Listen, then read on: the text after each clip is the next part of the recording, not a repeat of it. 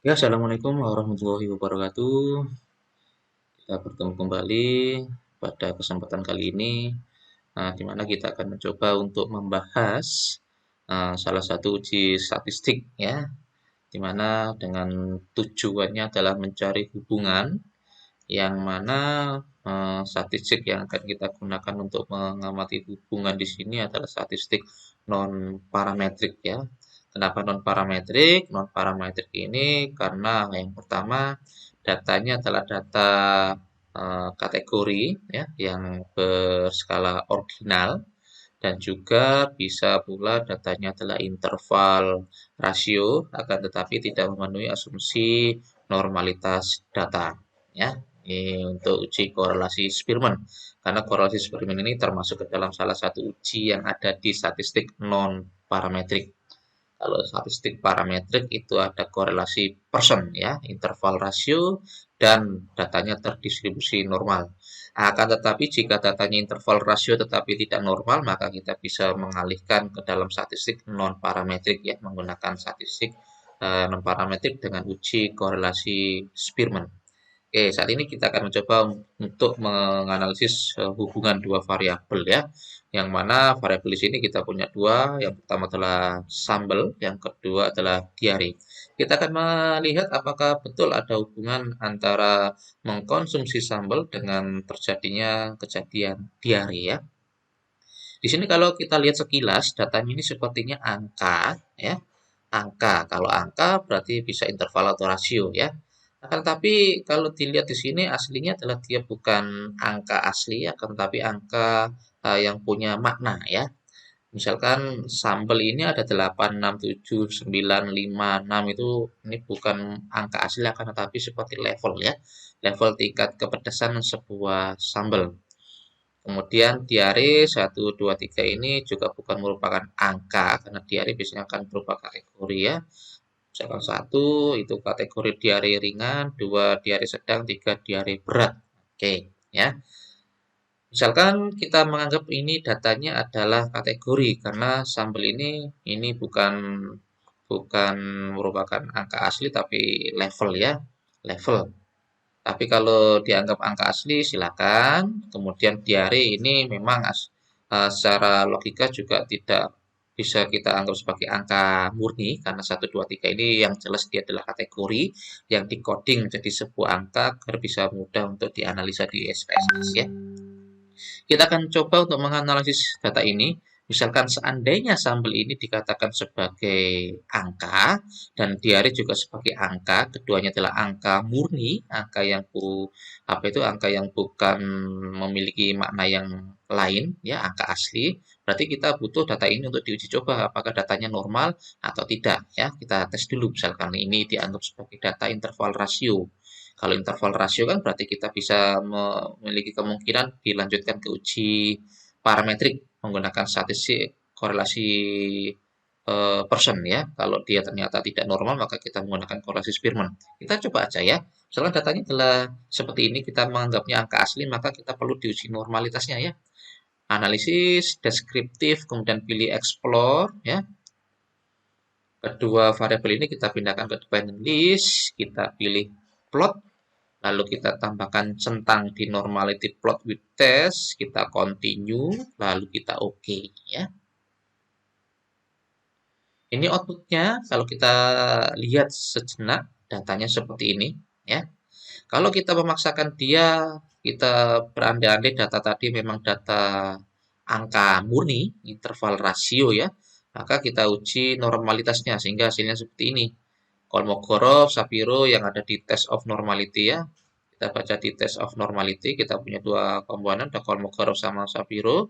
Kita pilih salah satu dengan catatan kalau datanya kurang dari 30, kita pilih Shapiro Wilk. Kalau lebih dari 30, kita baca yang Kolmogorov. Sambel itu signifikan di Shapiro adalah 0,341, diare adalah 0,035. Kedua angka ini, signifikan ini akan kita bandingkan dengan alfa, di mana alfa kita gunakan yang standar saja 0,05. Dikatakan datanya terdistribusi normal apabila signifikan ini lebih dari 0,05. Kalau kita amati, sambel itu signifikannya 0,341. Dia lebih besar dari 0,05. Sehingga dia dikatakan datanya terdistribusi normal. Akan tetapi, jika kita lihat untuk variabel diare, ya, dia signifikannya 0,035. Dia lebih kecil dari 0,05 ya. Karena diare dia lebih kecil dari 0,05 untuk signifikannya, maka dia dikatakan datanya tidak normal. Salah satu normal, salah satu tidak normal. Sehingga kalau ada salah satu yang tidak normal, maka kita tidak boleh melanjutkan menggunakan korelasi Pearson ya di parametrik karena ada salah satu yang tidak memenuhi asumsi normalitas data. Yang harus kita lanjutkan ke korelasi Pearson yang parametrik, kedua-duanya atau semua variabel harus terdistribusi normal. Kalau ada salah satu yang tidak normal, maka kita harus memindahkan dia ke dalam statistik non parametrik. Di sini berarti kita pindahkan ke korelasi Spearman ya. Oke, kalau kita memaksakan dia menggunakan uji normalitas data, maka hasilnya seperti ini menggunakan Spearman.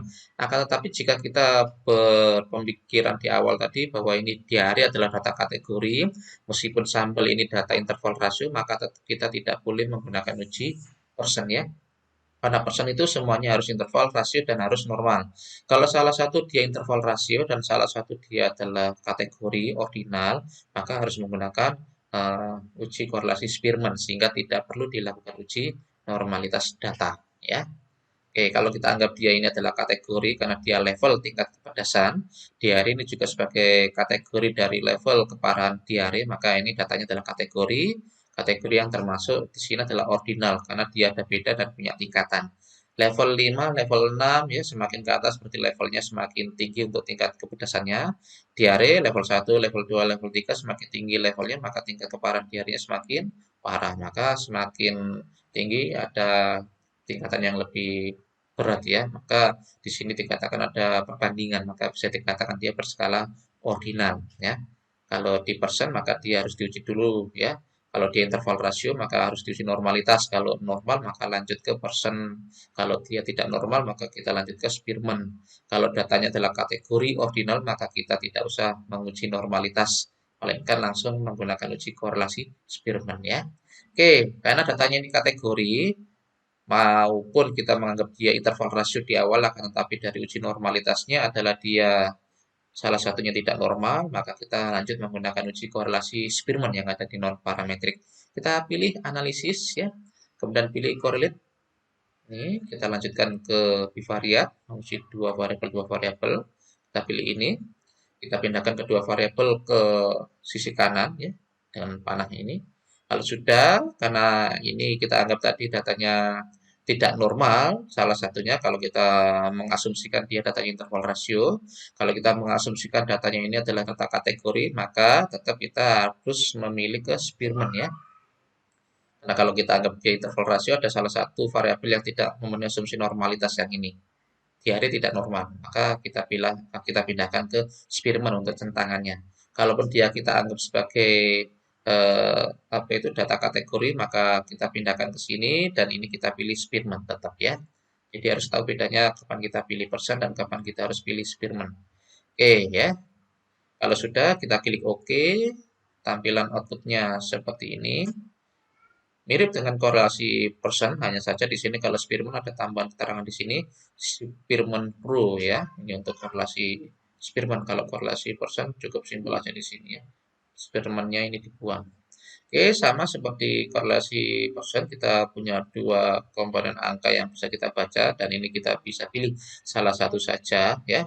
Bisa sambal kita hubungkan dengan diare maupun sebaliknya diare dengan sambal karena korelasi ini hubungan timbal balik ya, bisa A ke B, bisa B ke A ya, panahnya bisa bolak balik. Karena bisa bolak balik maka kita bisa pilih salah satu saja untuk dibacakan angkanya sama ya.